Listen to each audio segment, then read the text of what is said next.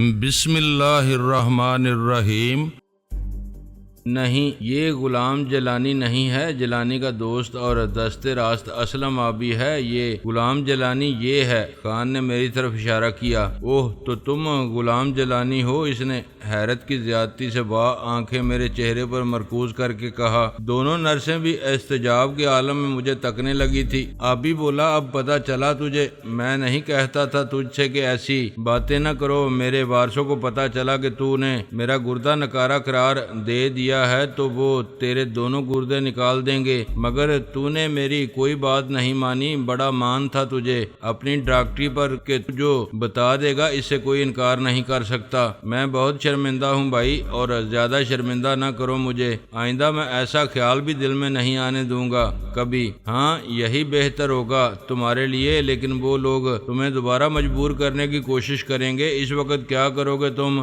آبی نے پوچھا۔ اب میں کسی قیمت پر بھی ان کی کوئی بات نہیں مانوں گا، چاہے وہ کچھ بھی کریں میرے ساتھ، ڈاکٹر نے فیصلہ کن انداز میں کہا۔ جو لوگ خرطومی کی یہ پیشکش لے کر آئے تھے تمہارے پاس، تم انہیں جانتے ہو؟ وہ کہاں رہتے ہیں؟ میں نے اس سے پوچھا۔ یہ تو مجھے پتا نہیں وہ رہتے کہاں ہیں، البتہ ایک ٹیلی فون نمبر دے گئے ہیں وہ، تاکہ جب بھی کوئی گردہ فراہم ہو میں انہیں خبر کر دوں۔ ٹھیک ہے، تو پھر اب تم انہیں فون کر کے اطلاع دو کہ ایک گردہ مل گیا ہے، آ کر لے جائیں وہ تم سے، میں نے کہا۔ وہ حیرت سے مجھے دیکھتے ہوئے بولا، یہ کیسے کہہ سکتا ہوں میں؟ اگر وہ لینے کے لیے آ بھی گئے تو میں کہاں سے دوں گا انہیں گردہ؟ اس کی تم فکر مت کرو، بس ان کے کسی آدمی کو بلا لو یہاں، باقی معاملات ہم خود نپٹا لیں گے ان سے۔ میں سمجھا نہیں، تم کرنا کیا چاہتے ہو آخر؟ کیا تم ان سے گردے سپلائی کرنے کی بات کرو گے؟ مگر تم لاؤ گے کہاں سے گردے؟ تیری کھوپڑی میں بھی بھوسا بھرا ہوا لگتا ہے مجھے۔ میں نے کب کہا ہے کہ میں انہیں گردے سپلائی کر سکتا ہوں؟ یہ اندازہ تم نے کیسے لگا لیا ہے؟ پھر تم انہیں یہاں بلانے کے لیے کیوں کہہ رہے ہو؟ یہ تو ظاہر ہے کہ وہ آئیں گے تو آتے ہی مجھ سے گردے طلب کریں گے۔ بھلے آدمی، میں ہمیشہ کے لیے ان سے تیری جان چھڑا دینے کے لیے ایسا کہہ رہا ہوں۔ ان کا ایک آدمی بھی ہمارے ہاتھ آ گیا تو میں ان کی جڑیں تک اکھاڑ پھینکوں گا یہاں سے، پھر وہ تمہیں بلیک میل کرنے کبھی نہیں آ سکیں گے۔ تمہارے پاس آئی کچھ سمجھ؟ اوہ، کیا ایسا ممکن ہے؟ اگر یہ کر سکو تو زندگی بھر میں تمہارا یہ احسان نہیں بھولوں گا۔ دوست بے دام کا غلام بن جاؤں گا میں تمہارا۔ خیر، آنے والا وقت ہی بتائے گا۔ اب تم جاؤ، ان میں سے کسی کو یہاں بلانے کی کوشش کرو، ہم بھی دیکھیں اس کار خیر میں آخر کیسے کیسے لوگ حصہ لے رہے ہیں۔ ہوں گے وہ بہت ہی پہنچے ہوئے لوگ، اتنا تو یقین ہے مجھے، میں نے مسکراتے ہوئے کہا۔ ڈاکٹر فوراً پلٹ کر دروازے کی طرف بڑھتے ہوئے بولا، تم لوگ ٹھہرو یہیں، میں فون کر کے بس ابھی آتا ہوں 5 منٹ میں۔ آبی نے اسے پکار کر کہا، مگر ایک بات کا خیال رکھنا، اگر کوئی چالاکی دکھائی تم نے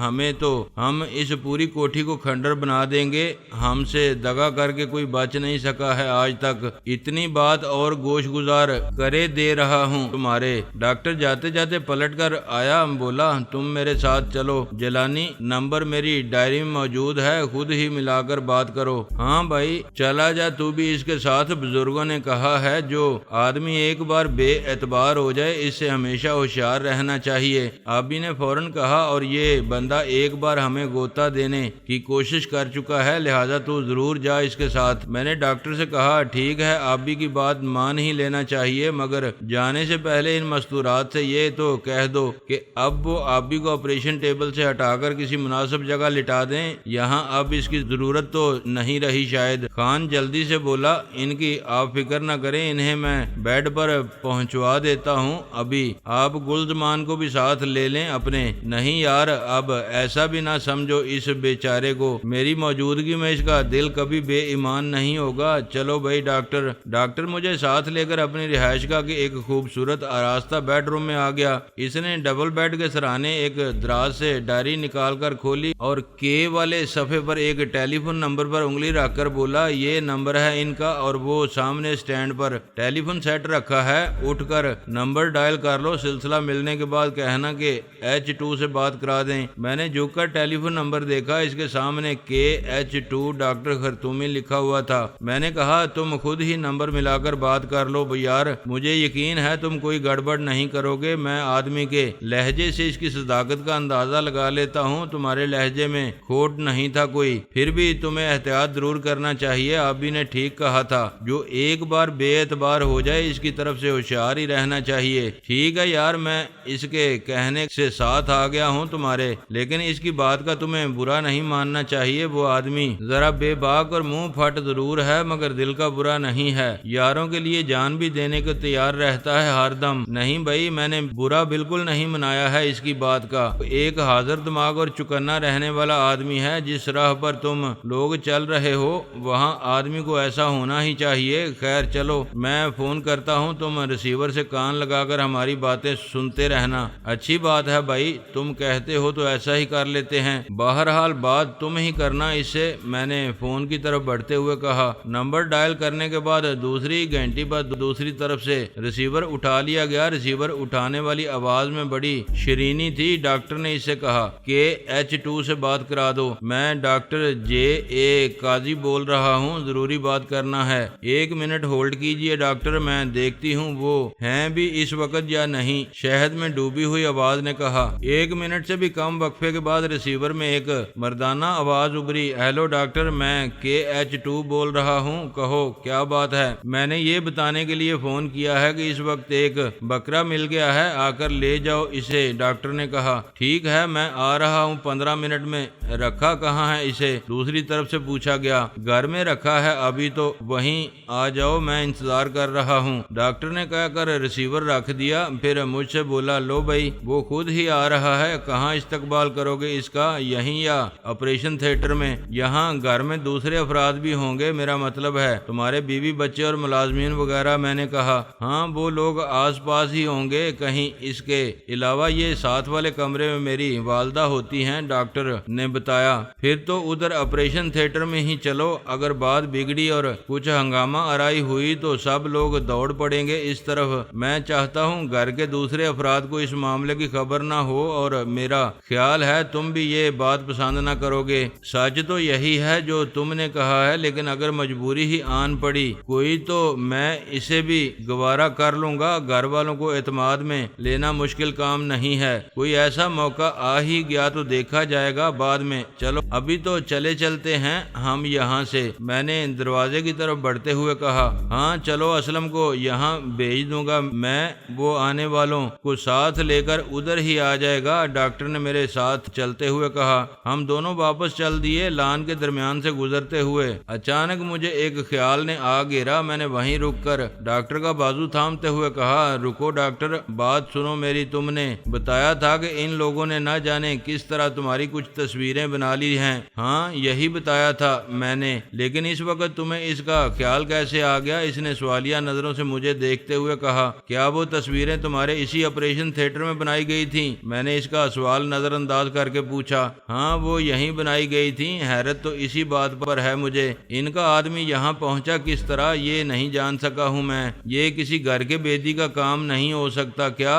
اس پر بھی غور کیا تم نے کبھی؟ ہو سکتا ہے ایسا ہی ہو، مگر یہاں سب ہی میرے انتہائی اعتماد کے لوگ ہوتے ہیں، میں شک کسی پر نہیں کر سکتا، سب کو اس معاملے میں کیوں گھسیٹتے ہو؟ میں سمجھتا ہوں کوٹھی کے تمام افراد کو تو یہ پتہ نہیں ہوگا کہ یہاں تم کیا کرتے ہو۔ ہاں تمہارا اندازہ درست ہے اسلم، اور دونوں نرسوں کے علاوہ ایک دربان اور ہے جسے علم ہے اس بات کا، ڈاکٹر نے بتایا۔ شاید میرا اندازہ ٹھیک ہی ہے، تم ایسا کرو، اسلم کو ادھر بھیجنے کے بجائے دربان کو ہدایت کر دو کہ وہ آنے والوں کو آپریشن تھیٹر والے حصے میں پہنچا دے، یا تم خود اپنے ڈرائنگ روم میں بیٹھ کر انتظار کرو ان کا، پھر اپنے ساتھ ہی ادھر لے آنا۔ مگر کیوں؟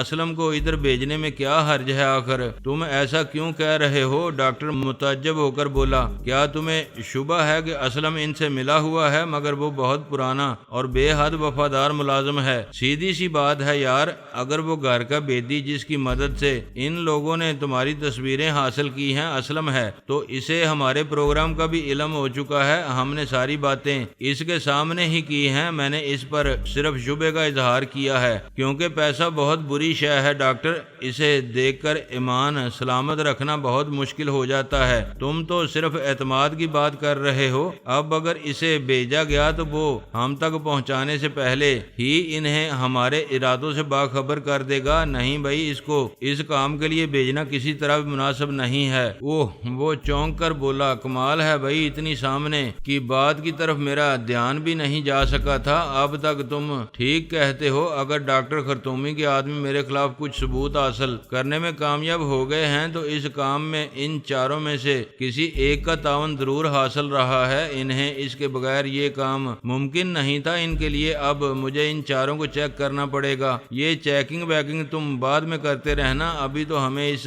موجودہ مسئلے سے نمٹنا ہے۔ جاؤ، تم جا کر ڈرائنگ روم میں جا بیٹھو۔ نہیں، اسے وہاں لے جانا ٹھیک نہیں ہوگا، میں دربان سے کہہ دیتا ہوں، وہ اسے ادھر ہی بھیج دے گا۔ ڈاکٹر نے کہا، جیسا تم مناسب سمجھو کر لو، بس اس کا خیال رکھنا انہیں ہمارے سامنے آنے تک شبہ نہ ہو کسی بھی طرح کا۔ مطمئن رہو، میں دربان کو اور کچھ نہیں کہوں گا، تم ادھر تینوں کا خیال رکھنا اور ان میں سے کسی کو باہر نہ آنے دینا۔ وہ واپس پلٹ گیا، میں دوبارہ اس کوارٹر میں جا گھسا۔ میری واپسی بہت بر وقت ہوئی تھی، اگر ذرا بھی دیر ہو جاتی تو وہ دونوں چڑیاں اڑ چکی ہوتی۔ دروازے سے اندر قدم دھرتے ہی وہ مجھے صحن عبور کر کے اپنی طرف بڑھتی ہوئی نظر آئی تھی۔ مجھے دیکھ کر وہ ایک ثانیے کے لیے ٹھٹکیں، پھر ان میں سے ایک اپنی پرفریب مسکان کا جال پھینکتی آگے بڑھتی ہوئی بولی، آپ کے مریض کو ہم نے بیڈ پر آرام سے لٹا دیا ہے، نگہداشت اس کی اسلم کے ذمہ ہے، لہذا اب یہاں کوئی کام تو رہا نہیں ہے، اس لیے اب ہم واپس جا رہے ہیں۔ نہیں جی، اس طرح نہیں سوچا کرتے، کام تو انسان کے لیے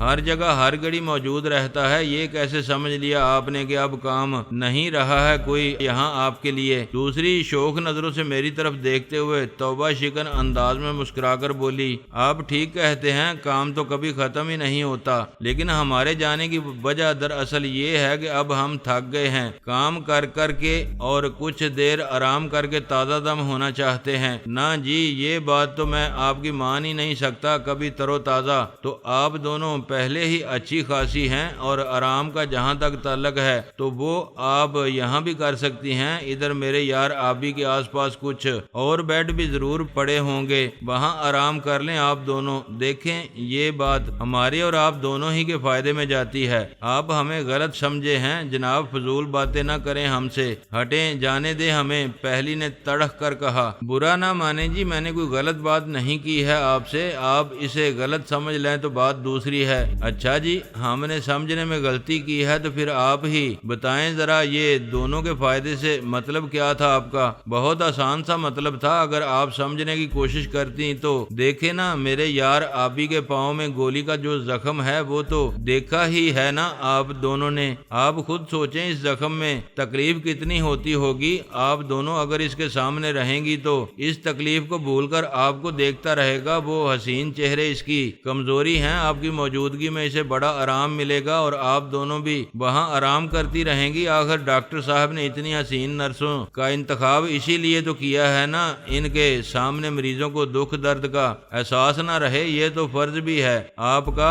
پھر اس میں غلط بات کہاں نظر آ گئی آپ کو؟ دوسری والی نے میری بات سن کر اپنے حلق میں جل ترنگ بجانا شروع کر دیے۔ پہلی والی اسے حیرانی سے دیکھتے ہوئے بولی، یہ تجھے کیا ہوا ہے شیریں؟ کیوں اس طرح کہہ لگائے جا رہی ہو؟ دماغ تو نہیں چل گیا ہے تیرا؟ شیریں نے اپنے بے ساختہ قسم کے نکرئی کہکہوں پر قابو پا کر کہا، تیری ایک نہیں چل سکے گی ان کے سامنے عشرت بیگم، ان کی تو زبان بھی اتنی ہی تیز چلتی ہے جتنے ہاتھ چلتے دیکھے تھے۔ ہم نے آل راؤنڈر آدمی ہیں، یہ یوں ہی تو اتنی شہرت نہیں مل گئی ہے انہیں۔ اسی وقت ڈاکٹر بھی وہاں آ گیا اور ہمیں اس طرح کھڑے دیکھ کر بولا، کیا بات ہے بھائی، یہاں کیوں کھڑے ہو تم لوگ؟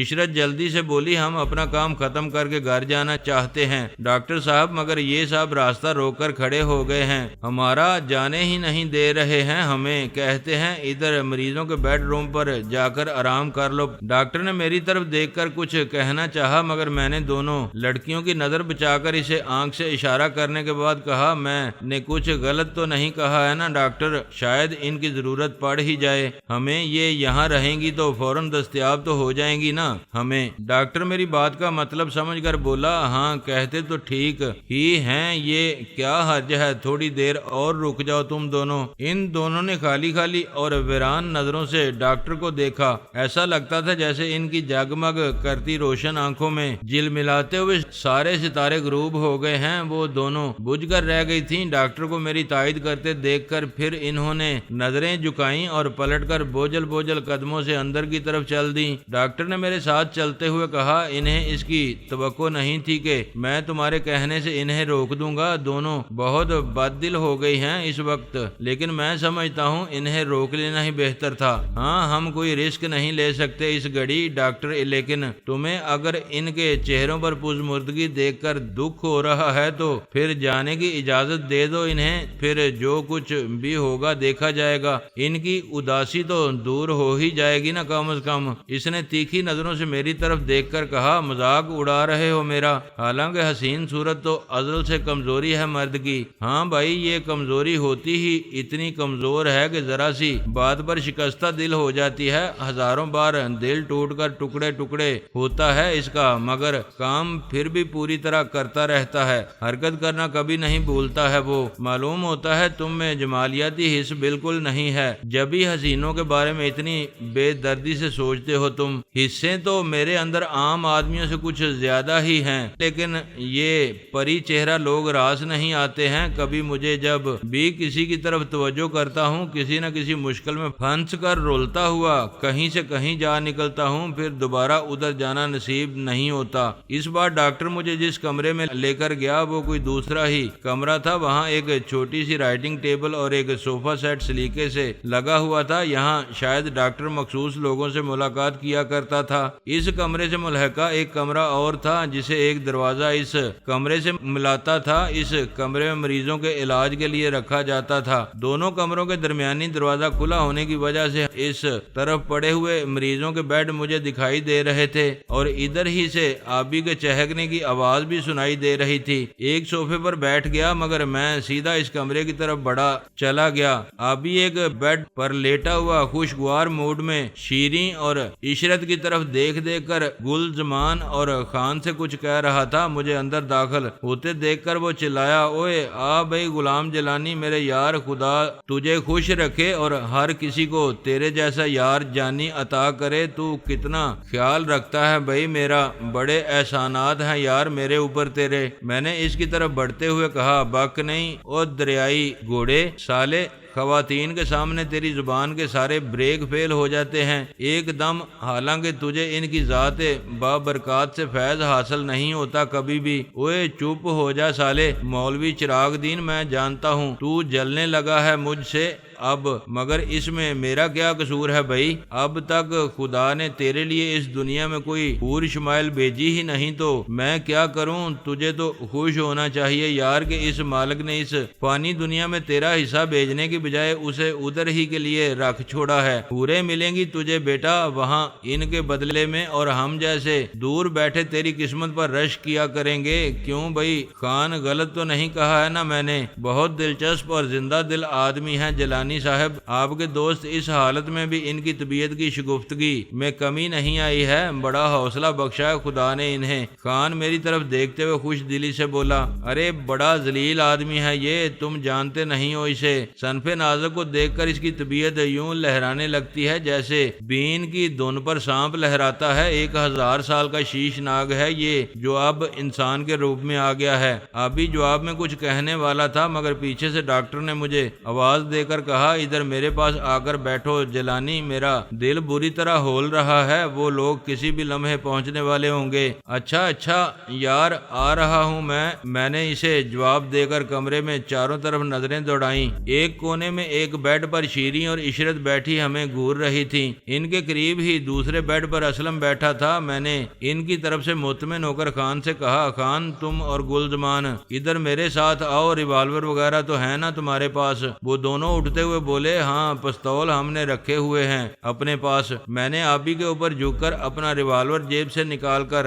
اس طرح اس کے تکیے کے نیچے سرکا دیا کہ شیریں عشرت یا اسلم میں سے کوئی اندازہ نہ لگا سکے کہ میں نے کیا کیا ہے۔ پھر آبی سے کہا ان تینوں پر نظر رکھنا، ان میں سے کوئی بھی اس کمرے سے باہر جانے کی کوشش کرے تو ریوالور نکال کر اسے کور کر لینا، جانے نہ دینا، باہر نہ مانے تو بے شک گولی مار دینا اسے۔ میں خان اور گلزمان کو لے کر اس کمرے سے نکل کر ڈاکٹر کے پاس آ گیا۔ ادھر آ کر میں نے گلزمان سے آبی والے کمرے کا دروازہ بند کروا دیا، پھر اسے اور خان کو اس دروازے کے دائیں بائیں کھڑا کر دیا جدھر سے مہمانوں کے آنے کی توقع تھی۔ ڈاکٹر کو میں نے کہا رائٹنگ ٹیبل کے پیچھے کرسی پر بٹھا دیا اور اسے کہا کہ وہ ٹیبل لیمپ جلا کر اس طرح رکھ لے کہ اس کی روشنی صرف میز پر پڑے اور اس روشنی میں کوئی فائل وغیرہ کھول کر اس کا مطالعہ کرنے کی پوزیشن اختیار کر لے۔ ڈاکٹر نے میری ہدایت پر عمل کیا۔ میں کمرے کی تمام لائٹیں بجھا کر صوفے پر جا بیٹھا۔ اب کمرے میں مکمل تاریکی تھی۔ ٹیبل لیمپ کی محدود روشنی میں خان اور گلزمان کا دیکھ لیا جانا کسی طرح بھی ممکن نہیں تھا۔ ڈاکٹر بھی پوری طرح نظر نہیں آ رہا تھا اور مجھے بھی پوری توجہ دیے بغیر دیکھا نہیں جا سکتا تھا۔ اس سارے انتظام کے بعد ہمیں زیادہ دیر انتظار نہیں کرنا پڑا۔ کمرے کے بیرونی دروازے پر قدموں کی بھاری آواز ابھری اور چند لمحے بعد ہی دو سائے کمرے میں رینگ آئے۔ ان میں سے ایک ذرا لمبا اور دوسرا درمیانے قد کا تھا۔ اندر پاؤں دھرتے ہی ان میں سے ایک نے ڈاکٹر کو مخاطب کیا، ہیلو ڈاکٹر، اندھیرا کر کے انتظار کر رہے ہو ہمارا؟ کیا روشنی میں لین دین کرتے ہوئے شرماتے ہو؟ حالانکہ تم جیسے آدمی کو ایسا نہیں ہونا چاہیے۔ آہستہ بولو۔ اندھیرا میں نے اس لیے کر دیا ہے کہ برابر والے کمرے میں مریض اور اس کے ساتھی موجود ہیں، انہیں کچھ پتہ نہیں چلنا چاہیے۔ بے حد خوفناک لوگ ہیں وہ، اگر شبہ بھی ہو گیا انہیں کسی گڑبڑ کا تو مصیبت کھڑی کر دیں گے وہ ہمارے لیے۔ اوہ مگر ایسے خطرناک لوگوں پر ہاتھ ہی کیوں ڈالا ہے تم نے؟ تمہیں خیال رکھنا چاہیے تھا اس بات کا۔ میں نے اپنی جگہ سے اٹھ کر سوئچ بورڈ کی طرف بڑھتے ہوئے کہا، لیکن اب کیا ہو سکتا ہے؟ جو ہونا تھا وہ تو ہو ہی گیا۔ میری آواز سن کر وہ دونوں بجلی کی سی تیزی سے میری طرف گھومے۔ یہ کون ہے ڈاکٹر؟ اس شخص نے پوچھا جو ڈاکٹر سے مخاطب تھا۔ میں نے سوئچ بورڈ کے پاس پہنچ کر کمرے کی تمام لائٹیں روشن کر کے کہا، لو دیکھ لو مجھے اچھی طرح سے، اور اگر پہچان سکتے ہو تو پہچان بھی لو کہ میں کون ہوں۔ یہ کہتے ہوئے میں دونوں کے قریب چلا گیا۔ وہ دونوں مقامی ہی تھے۔ اپنے چہرے مہرے اور لباس سے وہ اچھے خاصے مہذب اور پڑھے لکھے لگتے تھے۔ انہیں دیکھ کر کوئی یہ تو سوچ بھی نہیں سکتا تھا کہ ان کے سینوں میں اتنے سیاہ دل رکھے ہوں گے۔ دراز قد شخص نے مجھے بغور دیکھتے ہوئے کہا، کون ہو تم اور یہ بات کس لہجے میں کر رہے ہو تم ہم سے؟ انسانوں کی طرح بات کرنا نہیں سیکھا ہے کیا تم نے؟ انسانوں کی طرح بات میں صرف انسانوں سے ہی کرتا ہوں، وحشی درندوں سے بات اسی طرح کی جاتی ہے۔ میں بولا، کیا بکتے ہو؟ ہم بہت مہذب شریف لوگ ہیں۔ پھر وہ ڈاکٹر کی طرف مڑ کر بولا، یہ کیا چکر ہے ڈاکٹر؟ کون ہے یہ شخص؟ اس نے ایک قدم آگے بڑھ کر الٹے ہاتھ کا ایک جامپڑ اس کے منہ پر لگاتے ہوئے کہا، ڈاکٹر سے کیا پوچھتا ہے خنزیر کے بچے؟ ادھر مجھ سے بات کر، میں کراؤں گا تجھ سے تعارف اپنا۔ وہ مار کھا کے چند قدم لڑکھڑاتے ہوئے پیچھے چلا گیا۔ اس کے پستہ قد ساتھی نے اس کا حشر دیکھ کر تیزی سے اپنے کوٹ کی اندرونی جیب کی طرف ہاتھ لے جانا چاہا، مگر میں نے اسے مہلت نہیں دی۔ اس کی اور چیتے جیسی پھرتی سے پلٹ کر اس کے پیٹ پر لات ماری۔ وہ ایک دم پیچھے الٹ گیا۔ اس اثناء میں دراز قد شخص نے سنبھل کر ریوالور نکال لیا اور اسے مجھ پر سیدھا کر کے داڑا، بس خبردار اب حرکت نہ کرنا اپنی جگہ سے، نہیں تو لاش گرا دوں گا میں تیری۔ اب اس کے لہجے سے درندگی پوری طرح عیاں تھی۔ اس کے ریوالور پر سائلنسر لگا ہوا تھا۔ اس کا مطلب تھا کہ وہ بھی اپنے ساتھ ایک چوپشا لیے پھرتا تھا، لیکن یہ اس کی بد نصیبی تھی، اسے اس کے استعمال کا موقع نہیں مل سکا۔ یوں بھی میرے سامنے اس کا وجود ایک قدرے بھاری پتھر سے زیادہ کوئی حیثیت نہیں رکھتا تھا۔ وہ اسے پھینک کر مجھے مارنے کی کوشش کرنے کے سوا کسی اور خطرناک طریقے سے استعمال نہیں کر سکتا تھا، مگر خان نے اسے اس کا بھی موقع نہیں دیا۔ اس کے ہاتھ میں بھی ایک چوپشا دبا ہوا تھا۔ جیسے ہی اس نے ریوالور مجھ پر تان کر مجھے دمکایا، خان کے ریوالور سے ہلکی سی ٹھک کی آواز کے ساتھ ایک شعلہ لپکا اور دراز قد شخص کے ہاتھ سے اس کا ریوالور نکل کر دور جا گرا۔ اس کے ساتھ وہ شوخ لہجے میں بولا، بے ایمانی نہیں چلے گی مسٹر۔ اس کا نشانہ بڑا سچا تھا، گولی دراز قد کے ریوالور پر ہی لگی، اس کے ہاتھ کو بالکل چھوا تک نہیں تھا۔ میں نے اسے تحسین آمیز نگاہوں سے دیکھتے ہوئے کہا، قربان جائیے چاہیے بھائی، تیری اس نشانے بازی کے کمال کا نشانہ ہے یار تیرا تو۔ دراز قد تیش میں آ کر تیزی سے خان کی طرف پلٹا، مگر اس طرف خان اور گلزمان کو ریوالور تانے دیکھ کر اس کا سارا جوش ہوا ہو گیا۔ اس کا ساتھی میری لات کھا کر نیچے گرا تھا اور میں اس ریوالور بازی کے چکر میں اس کی طرف سے چند سیکنڈ کے لیے غافل ہو گیا تھا۔ اس موقع سے فائدہ اٹھا کر وہ لومڑی کسی عیاری سے کام لیے نہ جانے کس طرح میرے پیچھے پہنچ گیا۔ مجھے اس وقت پتا چلا جب اس نے پیچھے سے مجھے للکارا، خبردار حرکت نہ کرنا، تمہارا کھیل ختم ہو گیا ہے، اپنے ہاتھ اوپر اٹھا لو جلدی سے۔ میں نے گردن موڑ کر اس کی طرف دیکھا، وہ اپنا ریوالور مجھ پر تانے کھڑا خونخوار نظروں سے مجھے گھور رہا تھا۔ مجھے اپنی طرف متوجہ پا کر وہ دوبارہ گرجا، سنا نہیں تم نے؟ ہاتھ اٹھاؤ اوپر ورنہ گولی مارنے میں ذرا بھی تامل نہیں کروں گا۔ میں آہستہ آہستہ اس کی طرف گھوم گیا اور اس کی آنکھوں میں آنکھیں ڈال کر حقارت سے کہا، تو بھی اپنی حسرت نکال لے بچے، لیکن ایک بات سن لے میری، آج کے بعد تم لوگوں کو یہ ذلیل کام کرنے کا دوبارہ موقع نہیں مل سکے گا۔ ایسے شیطان صفت لوگوں کو زندہ چھوڑ دینا میں بالکل پسند نہیں کروں گا۔ اس نے میری بات پر دھیان دیے بغیر خان اور گلزمان سے کہا، تم دونوں اپنے اپنے ریوالور پھینک کر ہاتھ اٹھا لو اوپر، ورنہ تمہارا یہ ساتھی میری گولی کا نشانہ بنے بغیر نہ رہ سکے گا۔ میں نے گردن پیچھے موڑ کر خان سے کہا، تم لوگ اس بندر بپکی میں آئے بغیر اپنا کام کرو، اس کی فکر نہ کرو۔ تم ایسے بد ذات اور ننگے انسانیت آدمی کے ہاتھوں میری زندگی برباد نہیں ہو سکے گی۔ کبھی تم دونوں اس کے ساتھی کو باندھ لو آگے آ کے۔ پستہ قد شخص نے تیش میں آ کر میرا نشانہ لیتے ہوئے کہا، اور تیرا خیال ہے میں صرف دھمکی دے رہا ہوں، تجھے گولی چلا نہیں سکوں گا میں؟ ٹھیک ہے، تو نے مرنے کا فیصلہ کر ہی لیا ہے تو میں کیا کر سکتا ہوں؟ اس نے ریوالور کے ٹریگر پر دباؤ ڈالنا شروع کیا، لیکن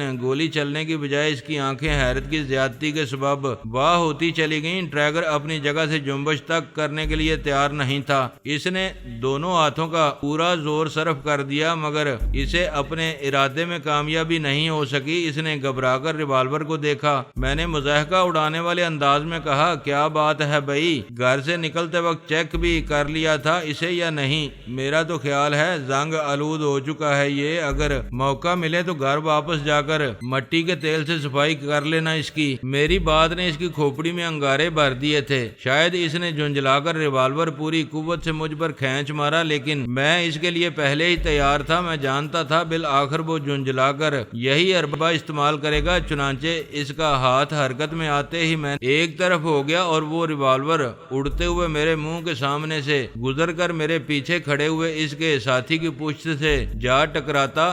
اس نے پلٹ کر غضبناک نگاہوں سے مجھے گھورتے ہوئے کہا، میرا داؤ چل گیا تو ہڈیاں بھی سلامت نہیں چھوڑوں گا تیری۔ میں نے مسکراتے ہوئے کہا، مجھ پر کیوں غصے ہو رہے ہو بڑے بھائی؟ میں نے تو نہیں مارا ہے تمہیں، یہ تمہارے اس چمچے نے ہی ریوالور پھینکا ہے تمہاری طرف، وہی لگا ہے جا کر تمہیں۔ میں اس کی طرف متوجہ ہو کر بھی دوسرے کی طرف سے غافل نہیں ہوا تھا۔ میں نے جان بوجھ کر اس کی طرف سے تھوڑا سا رخ پھیرا تھا تاکہ وہ مجھے اپنی جانب سے غافل پا کر مجھ سے دست بدست آپ بیڑنے کی کوشش کرے۔ کن اکھیوں سے میں اس کی ایک ایک حرکت کا جائزہ لیتا جا رہا تھا۔ توقع کے مطابق اس نے مجھے دوسری طرف متوجہ پا کر چیتے کی طرح مجھ پر جست لگائی۔ میں اسے فضا میں بلند ہوتے دیکھ کر پھرتی کے ساتھ اپنی جگہ سے ہٹ گیا۔ اس کے ایک بار پھر اندازے کی غلطی ہو گئی تھی، وہ اڑتا ہوا اپنے ہی ساتھی پر جا پڑا تھا اور وہ دونوں باہم ایک دوسرے میں الجھے ہوئے زمین پر جا گرے تھے۔ ان کے گرتے ہی خان اور گلزمان لپک کر ان کے سروں پر جا پہنچے۔ انہوں نے اپنے ریوالور ان کی طرف کر کے کہا، خبردار اب اٹھنے کی کوشش نہیں کرنا۔ وہ دونوں جہاں گرے تھے وہیں ساکت ہو کر پڑے رہے۔ میں نے انہیں مخاطب کیا، کیوں بھائی، تمہارے دل کی حسرتیں نکل گئیں یا ابھی کچھ باقی ہیں؟ دراز قد نے سر اٹھا کر مجھے پھاڑ کھانے والی نظروں سے گھورتے ہوئے کہا، یہ ریوالور الگ رکھ دو بھائی، پھر بتاؤں گا میں تمہیں کہ میرے دل کی حسرتیں کس طرح نکلتی ہیں۔ ریوالور کی ذات میں لے کر تو زنانے بھی چوڑے ہونے لگتے ہیں، حالانکہ ریوالور کا استعمال پہلے تم نے ہی کیا تھا، پھر بھی میں تمہاری یہ آخری خواہش ضرور پوری کروں گا۔ یوں بھی مرنے والوں کے سینے میں کوئی ادھوری آرزو رہنا نہیں چاہیے۔ تم دونوں مقابلہ کرو گے ایک ساتھ یا باری باری آؤ گے؟ اگر میرے ہاتھوں سے بچ جاؤ تب دونوں سے لڑنے کی تمنا بھی پوری کر لینا، وہ حقارت سے بولا۔ میں نے خان سے کہا، ٹھیک ہے بھائی، تم دونوں اس دوسرے مرغے کو لے کر الگ ہٹ جاؤ، میں میں اس کے بازوؤں کا زور بھی دیکھ لوں، بڑا ناز ہے اسے شاید اپنے زور بازو پر۔ ڈاکٹر نے پریشان ہو کر کہا، یہ کیا کر رہے ہو تم؟ یہ میدان جنگ کیوں بنانے پر تل گئے ہو تم اس جگہ کو؟ اگر اتنا شوق ہے ریسلنگ کا تو یہاں سے کہیں اور جا کر یہ شوق پورا کر لو اپنا، مجھے کیوں سولی پر لٹکا رکھا ہے آخر؟ اوئے تم کیوں پریشان ہو رہے ہو بھائی جی؟ خدا کا شکر کرو تمہیں سچ مجھ سولی چڑھانے سے پہلے ہی اصل آدمی سامنے آ گئے ہیں ہمارے، ورنہ تم تو جو حرکت کی ہے ہمارے آدمی کے ساتھ وہ تمہیں قبر میں ضرور اتار دیتی۔ میں نے کیا کیا ہے؟ تم مجھے وہ بری طرح ہکلانے لگا۔ اچھا اب چپ کر کے دیکھتے رہو یہ تماشا، درمیان میں بک بک نہ کرنا بالکل بھی۔ میں نے سخت لہجے میں تنبیہ کی اسے، وہ اس صورتحال سے پہلے ہی خاصا پریشان ہو رہا تھا۔ میرے لہجے کی سختی نے اسے اور سہما دیا، وہ خاموش ہو کر بیٹھ گیا۔ میرا مقابل اٹھ کر کھڑا ہو چکا تھا، اس نے اپنا کوٹ اور ٹائی اتار کر ایک طرف صوفے پر اچھال دی اور دونوں ہاتھوں کی ہتھیلیاں کھڑی کر کے کراٹے کی پوزیشن اختیار کر لی۔ وہ مسلسل پینترے بدل کے حرکت کرتا جا رہا تھا اور میں اس پر نظریں جمائے اس کی ایک ایک حرکت کو بغور دیکھ رہا تھا۔ اس کے انداز سے میں نے سمجھ لیا تھا کہ وہ جوڈو کراٹے کے فن میں ماہر اگر نہ صحیح تو کم از کم شدھ بدھ ضرور رکھتا ہے، جبکہ مجھے اس فن کے بارے میں معلومات نہ ہونے کے برابر تھیں، لہذا مجھے نہایت حاضر دماغی اور پوری توجہ سے اس کا مقابلہ کرنا تھا۔ اس نے حرکت کرتے کرتے اچانک حلق سے مخصوص قسم کی آواز نکالی اور ہوا میں اچھلا۔ میں فوراً نیچے بیٹھ گیا۔ اس نے فلائنگ کک لگانے کے لیے چھلانگ لگائی تھی مگر میرے بیٹھ جانے کی وجہ سے اڑتا ہوا میرے پیچھے نکل گیا اور چونکہ اس کا وار خالی گیا تھا اس وجہ سے اسے وہ سہارا بھی نہ مل سکا جس سے فلائنگ لگانے کے بعد آدمی دوبارہ اپنے پیروں پر کھڑا ہو جاتا ہے۔ نتیجہ یہ ہوا کہ وہ پشت کے بل زمین پر جا گرا۔ اس اثناء میں اٹھ کر اس کی طرف گھوم چکا تھا، چنانچہ نیچے گرتے ہی میں نے اس کے سر پر اپنے بوٹ کی نوک سے زور کی ٹھوکر لگائی۔ وہ پیر جما کر اوپر اچھل کر اٹھنے کی کوشش کر رہا تھا۔ کراٹے کا ماہر اگر وار خالی جانے کی وجہ سے گر بھی جائے تو وہ عام آدمی کی طرح پلٹی کھا کر ہاتھوں کے سہارے دوبارہ اٹھنے میں وقت برباد نہیں کرتا۔ وہ گرتے ہی زمین پر پیر جما کر اپنے جسم کو ایک خاص انداز سے اوپر اچھال دیتا ہے، یوں وہ بس پلک جھپکتے میں اپنے پیروں پر کھڑا نظر آتا ہے، مگر میں نے اس پر وار کرنے میں اتنی پھرتی کا مظاہرہ کیا تھا اسے ایک پل بھی نصیب نہ ہو سکا۔ اٹھنے کے لیے ٹھوکر کھاتے ہی وہ بے توازن ہو کر پھر نیچے جا پڑا۔ میں نے دوسری ٹھوکر پھر اسی جگہ لگائی۔ وہ بری طرح بلبلا اٹھا مگر میں اسے دوبارہ اٹھنے کی مہلت دینے کو بالکل تیار نہیں تھا، چنانچہ تابڑ توڑ اس کے سر پر ٹھوکریں برساتا چلا گیا۔ ہر ٹھوکر پر اس کے منہ سے کراہ نکل جاتی تھی۔ 5-6 ٹھوکریں کھانے کے بعد اس کے سر سے خون جاری ہو گیا اور کراہیں چیخوں میں تبدیل ہونے لگیں تو وہ اچانک سانپ کی طرح بل کھا کر پلٹا اور دونوں ٹانگیں تیزی سے اٹھا کر میرے سینے پر دے ماری۔ وہ کسی مگدر کی طرح مجھے لگی تھیں اور میں الٹ کر پیچھے جا پڑا تھا۔ اس میں شبہ نہیں کہ وہ ٹانگیں اس وقت میرے سینے پر لگ جاتی جب اس نے فلائنگ کک لگانے کی کوشش کی تھی تو اس وقت صورتحال بالکل ہی مختلف ہوتی۔ کچھ قسمت ہی اچھی تھی کہ اس گھڑی میں ان سے بچ گیا تھا۔